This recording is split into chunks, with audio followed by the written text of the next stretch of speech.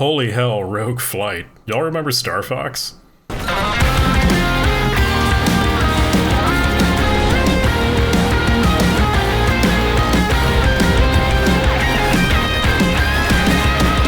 So, I'm a 90s kid.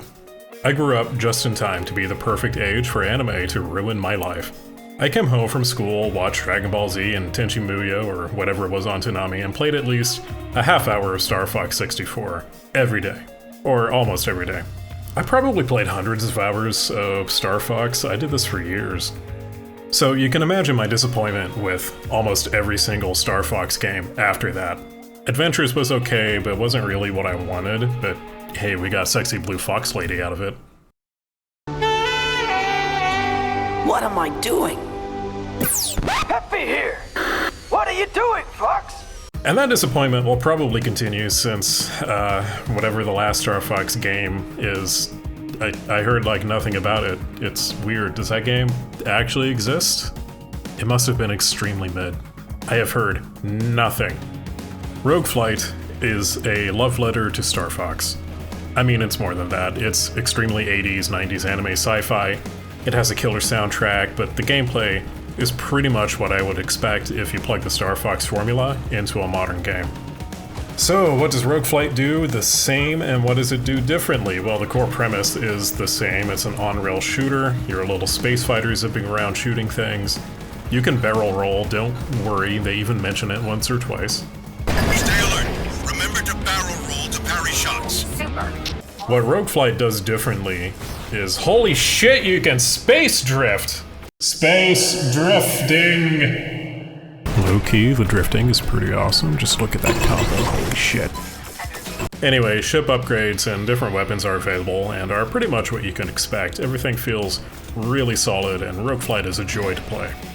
And actually, before I go singing its praises further, if I could put a couple of criticisms onto the game, I feel like weapon variety is a little bit weak, and the main character's portrait is vastly different from her 3D model.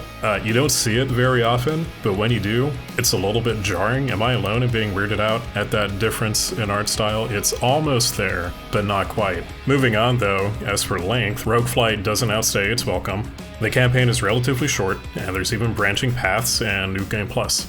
Overall, my playthrough lasted about 5 hours to complete the story, and a little bit of ship customization, so not bad at all for 20 freedom bucks.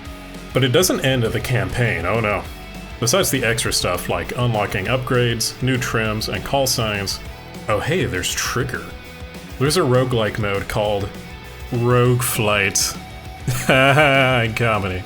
Plus a timed high score mode if you just want to pop in for some quick action. Of course, if you just want to blast through the campaign, that's always available, and it's still fun, very high replayability, I should think. I'm keeping the game installed just in case I want to feel fucking awesome for 15 minutes. Alright kids, now you know what time it is. It's soundtrack time.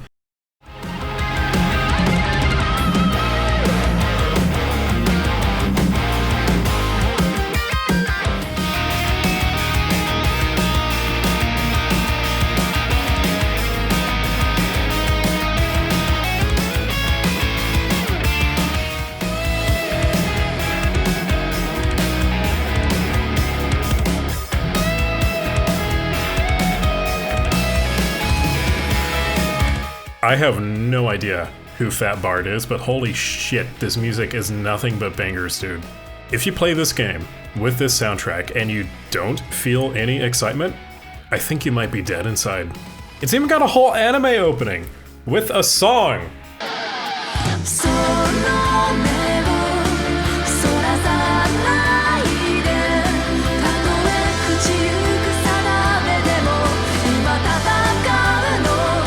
They made an anime opening! Also, side note, since I don't know where else I would say this, but there's a crunchy SNES era version of the soundtrack that you can activate if you want something different. I'm just thinking about the time it must have taken to make 2 versions of the soundtrack. Speaking of sounds, these guys got Darren DePaul. I mean, so there isn't much in the way of voice dialogue since the game is so compact, but for real, they got Reinhardt from Overwatch. Feels like a high-tier casting for an indie game, you know, but I'm not complaining. Moving on, the whole aesthetic of the game as well is fun. Granted, I am the target demographic here. Truant Pixel are probably fellow millennials considering the obvious inspirations on display. But the VHS effects and anime art style are fun and somehow don't feel tired and worn out here. Like, I know the whole make video game look nostalgic thing is not new at all, it's quite common, but I feel like Rogueflight just nailed it. It's not overboard, it's not pretentious, it just has its identity. Now then, if you're at all interested in a fast-paced, Star Fox-inspired, anime-influenced short game, I wholly recommend Rogueflight. Actually, cannot recommend it enough. Honestly, this game is a blast. And that about does it for this review, short, sweet, and to the point. Please do give this video a like, do a subscribble. Let me know if you guys know about this game already, or if you also grew up with Star Fox. I'm kind of dating myself here. Alright, see y'all next video.